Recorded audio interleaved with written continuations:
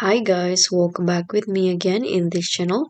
On today's tutorial, I'm going to show you how you can save a spreadsheet as a CSV file. So CSV files are a popular format for storing and transferring data between different programs, especially when you are dealing with database or spreadsheets. So if you want to convert your spreadsheet file into CSV, it will ensure maximum compatibility and simplicity. And this is how you are going to do it. So just open these spreadsheet files that you want to save as CSV. And here I'm using Google Sheets. Now you can just tap on File and find the options to download.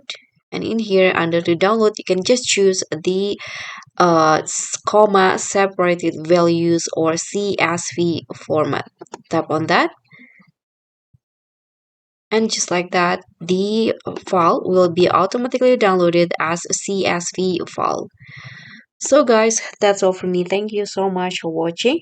If this tutorial helped you, you can see hit on the thumbs up button, subscribe, and also click on the thanks button below. I'll see you all on the next tutorials. Bye.